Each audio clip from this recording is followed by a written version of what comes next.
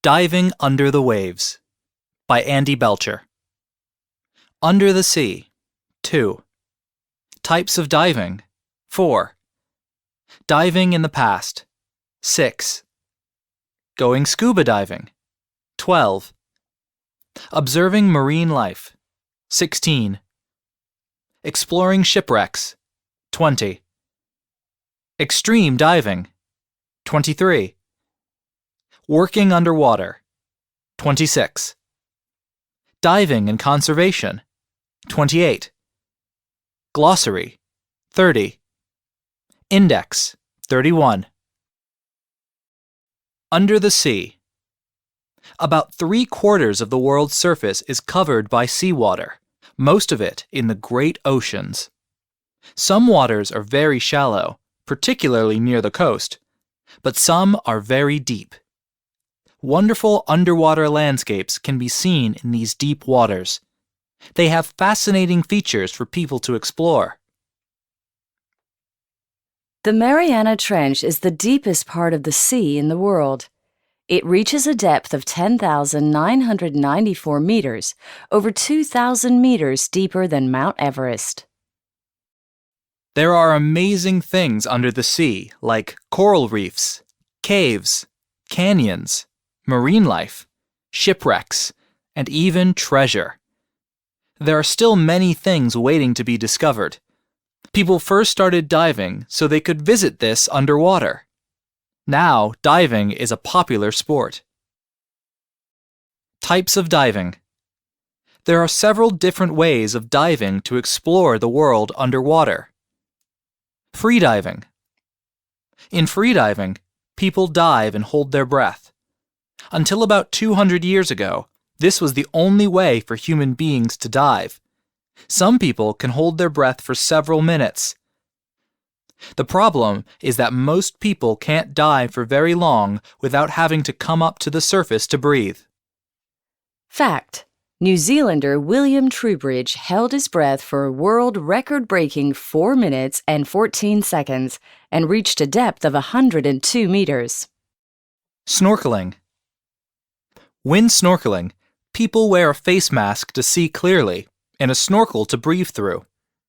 A snorkel is a type of tube which takes in air from above the water's surface. This is great for exploring shallow parts of the sea. However, the diver can only breathe at the sea surface, so can't stay underwater for very long or dive down very deep.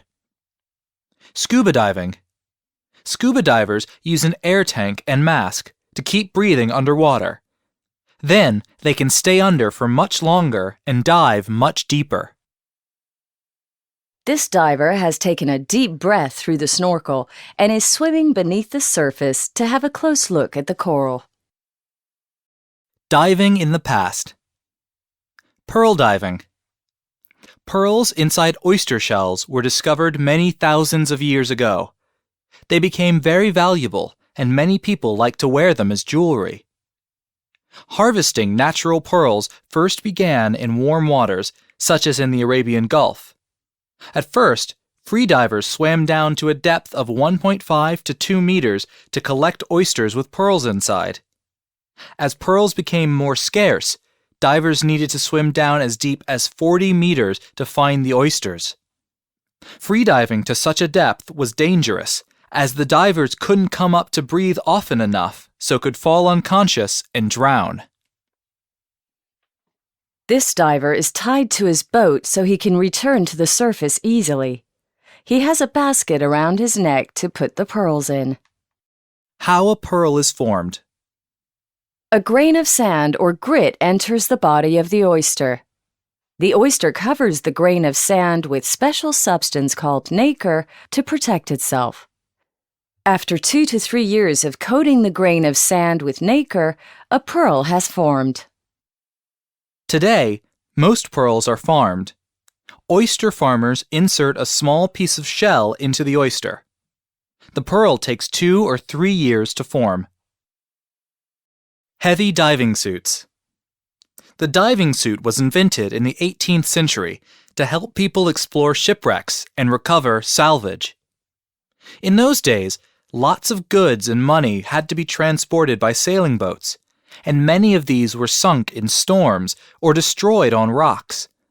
Salvage hunters could become rich by recovering the goods or money from these wrecks. This picture shows one of the first diving suits. Divers would be lowered into the water inside a heavy wooden tube with only their arms free. By the 19th century, diving suits featured a heavy metal helmet. This fed air to the diver through a hose. The hose connected the helmet to air on the surface and was usually attached to a boat. The helmet was attached to a special dry suit with waterproof seals, which meant the diver stayed dry. The diver wore special clothing underneath the suit to stay warm. The suit was attached to heavy weighted boots, so the diver would sink and be able to walk along the seabed. However, this method meant that the divers weren't independent. They couldn't swim underwater and could only go as far or as deep as the length of the hose allowed. This suit enabled divers to move more freely, but they could only walk, not swim. The invention of scuba diving. In 1943, Frenchmen Jacques Cousteau and Émile Gagnon found a way to overcome this challenge. They made a strong metal cylinder and compressed a lot of air into it. It was strapped onto the diver's back. They also made a regulator with a hose and mouthpiece, which enabled the diver to breathe from the tank. This new invention was called scuba, which stands for Self-contained underwater breathing apparatus. Jacques Cousteau diving with 3 scuba tanks. going scuba diving. There are about 5 million people worldwide who scuba dive.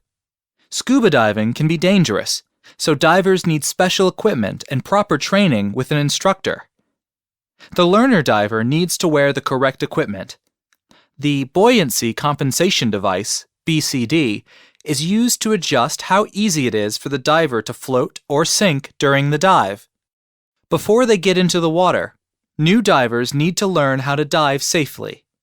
An instructor teaches them how to breathe with a scuba tank and use a dive computer. New divers usually start to learn how to dive in a swimming pool, so they can practice their new skills in clear, shallow water. To start with, they dive with a dive buddy. The dive buddy helps keep the new divers safe as they learn what to do. In order to become fully qualified, new divers must complete 2 dives in either a lake or the sea. Then they are ready to go diving by themselves. However, they must still be very careful to keep an eye on the air gauge and not go too deep in case the air runs out. Divers must also be very careful when coming up from deep water to avoid getting the bends. If a learner diver has any problems underwater, the buddy will be there to help. The bends. In deep water, water pressure is much greater, so the diver's body and the air inside it becomes compressed. If a diver comes up to the surface too quickly, the air in their body expands. This is called the bends. It is extremely painful and can be fatal. To prevent getting the bends, divers must breathe out regularly as they rise up to the surface. Observing marine life. One of the amazing things about scuba diving is that a diver can observe marine life. There are over 1 million different types of animal living in the oceans across the world. Coral reefs are particularly interesting. They are home to thousands of fish and other animals. Although coral looks like beautiful pieces of rock or shell, it is made from tiny living creatures that live in colonies. This diver is looking at a piece of orangey-brown coral. It isn't always easy to observe marine life closely, as sea creatures are easily startled. Good divers are relaxed. They move slowly and carefully in order to get close to them. Most marine creatures are safe to swim with, even enormous manta rays or whale sharks. Some animals, however, can be dangerous.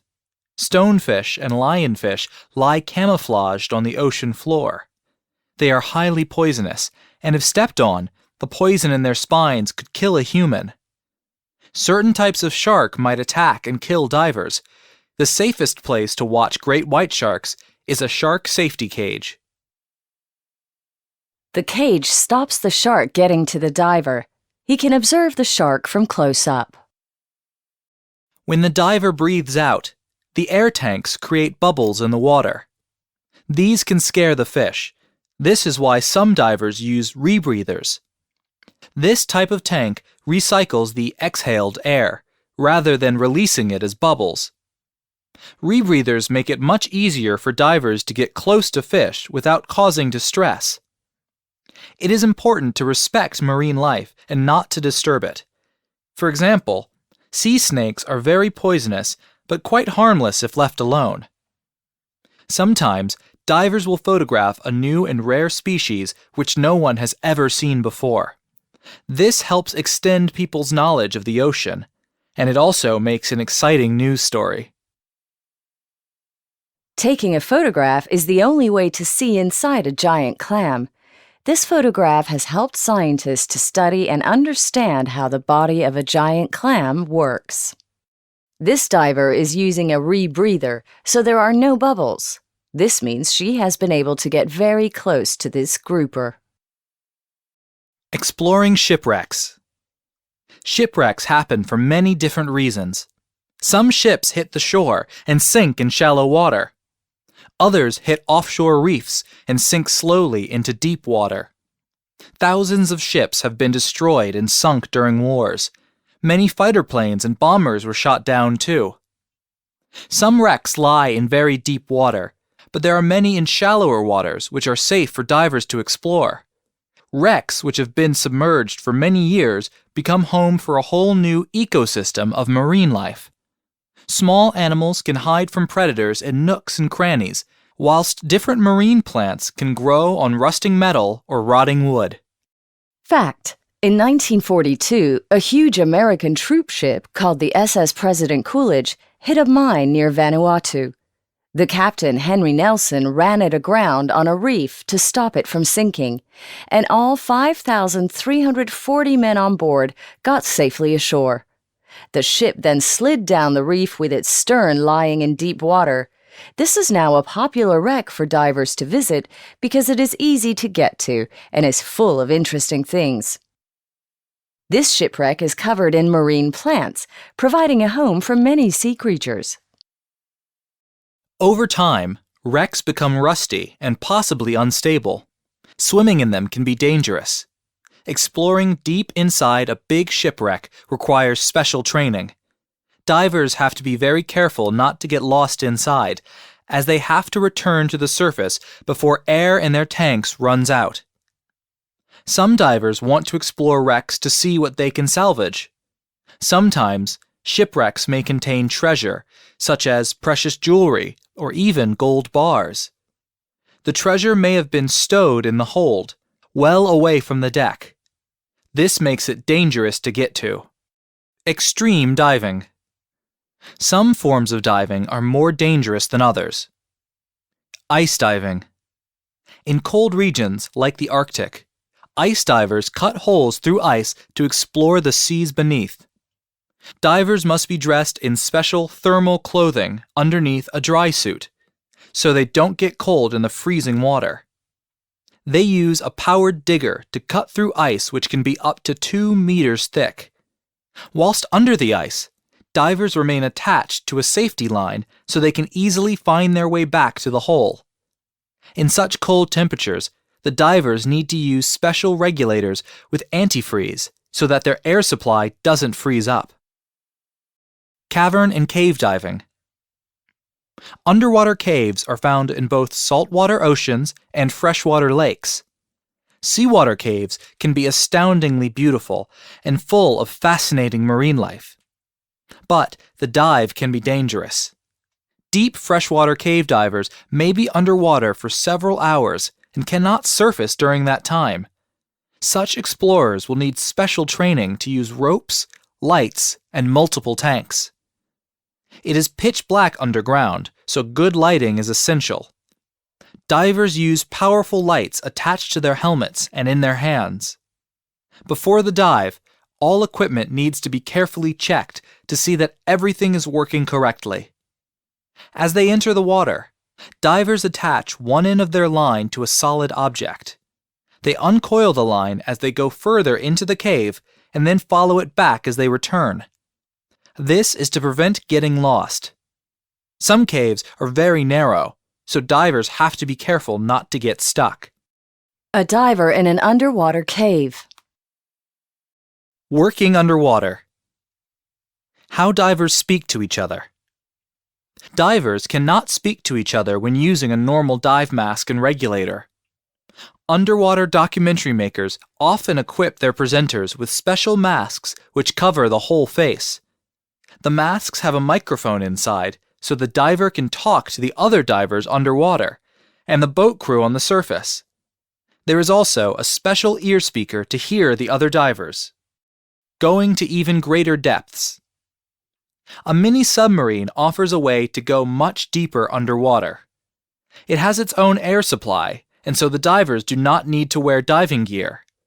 It has a clear glass dome port on the front, so the divers inside can see everything under the water. The mini submarine enables the divers to encounter deep sea animals such as anglerfish and brightly colored sponges. This mini submarine allows the divers to examine marine plants and coral. Diving and conservation. Divers get close to some of the most beautiful marine life and ecosystems. However, they have a responsibility to be careful and to respect the marine life around them. Thanks to divers, much is now known about marine life. Scientists and marine biologists have been able to record the types and numbers of marine species under the sea. Using these records, scientists can see how pollution, global warming, and the world's increasing population is affecting marine life. Unfortunately, human activities are harming the oceans. Lots of plastic bags and toys end up in the sea. This plastic will stay there forever. Some marine animals die by getting tangled up in old, abandoned fishing nets or by eating plastic. Sea temperatures are warming, and the ice caps of the Arctic and the Antarctic are melting. More and more fish are being fished from the sea. Waste from big cities and industry further pollutes the seas. Divers may be able to help solve these problems by using their records and observations to influence governments and media. New laws are needed to limit fishing and pollution. Television documentaries, books, and websites can inform the public about the danger to marine life. Marine reserves, where marine life is better protected, provide places where divers can study the creatures, learning yet more about them. The oceans and seas are fragile, but with the help of divers and explorers, they can be strengthened to protect sea creatures that live in them. Glossary. Buoyancy, how something floats. Canyons, very deep valleys. Coral reefs, areas where coral is found. Dry suit, diving clothing that keeps the diver dry. Ecosystem, community of plants and animals that exist together. Exhaled, breathed out.